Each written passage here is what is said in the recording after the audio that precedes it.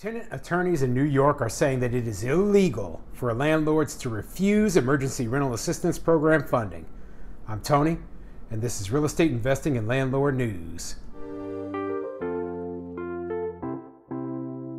All right, so I have an interesting article for you today, and it's going over basically there are some attorneys up in New York and some activist attorneys, I'll say that believe that if a landlord rejects emergency rental assistance program funding, basically the rental assistance for the pandemic relief, then they're actually committing a crime and it's illegal for them to turn it down. So yeah, the interesting article right there.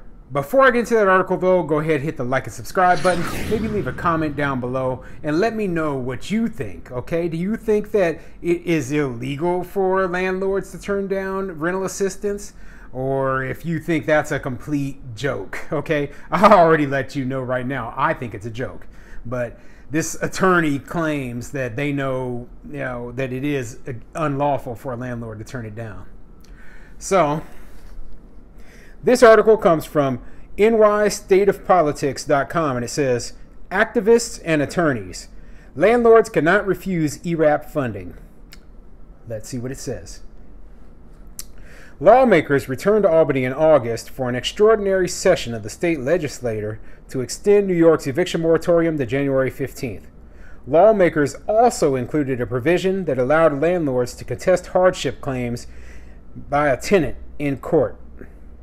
It was a necessary fix in order to comply with a ruling by the U.S. Supreme Court that said part of New York's eviction moratorium was unconstitutional. To fix the issue, tenants now must document the financial strain caused by COVID-19 pandemic instead of just signing a declaration.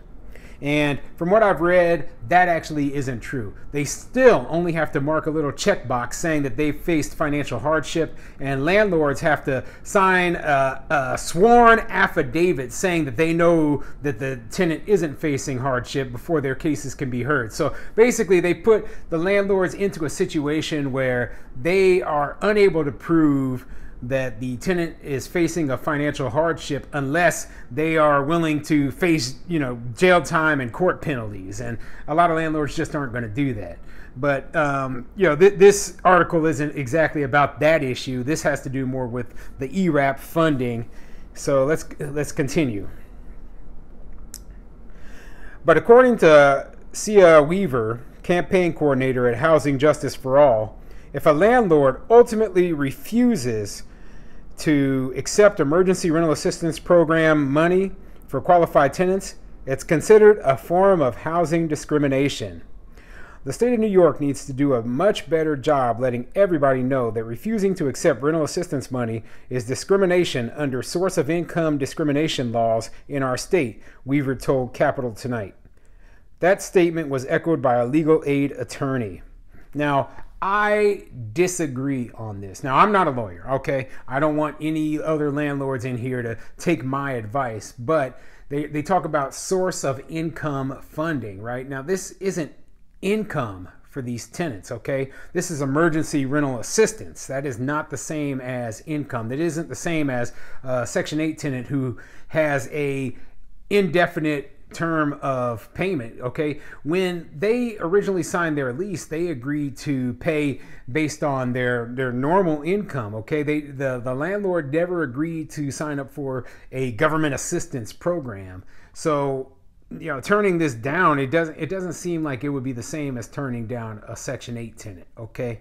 So I know in New York and in other places, they have laws that say that you can't, reject Section 8, you can't reject that, but this emergency rental assistance is not the same thing. And I think a good attorney would be able to prove that in court. And I think this attorney and this activist are just wrong. Yes, the law is very clear, said Judith Goldiner, attorney in charge of the Legal Aid Society's Civil Law Reform Unit. Refusing to accept ERAP funds is a source of income discrimination. According to tenant advocates, New York State's Emergency Rental Assistance Program has gone from a trickle to a downpour. The Office of Temporary and Disability Assistance, OTDA, has now committed most of the money that New York had to distribute, but much of the promised funding has yet to be distributed. Governor Kathy Hochul has committed an immense amount of resources to new outreach, making sure that people are aware of the program, explained Weaver. Yeah, well, if a landlord doesn't want to accept this rental assistance, they should not ever be forced to accept it. Now, I've not heard of any court cases yet where they've gone and sued the landlord for not accepting the rental assistance. I think this is just a blind threat by a tenant activist and by a tenant attorney, just trying to force landlords to comply, not truly knowing their rights, okay? So, I mean, like I said, I'm not an attorney. I'm just telling you what I think. And this sounds completely shady to me. It sounds like they're trying to pressure landlords into accepting these funds, even if it is not the best thing for their businesses, not the best thing to help them, you know, get along after the pandemic. So, you know, let me just say, go talk. If you're facing any issues where someone is telling you that you have to accept these funds, go talk to your own attorney first, okay? One change is that 100 new staff members have been assigned to match the paperwork the tenants must fill out with the paperwork that must be filled out by landlords. Thus far, according to Weaver, $1.6 billion has been committed, but only $500,000 has been sent to landlords. We still have a lot left to go, Weaver said.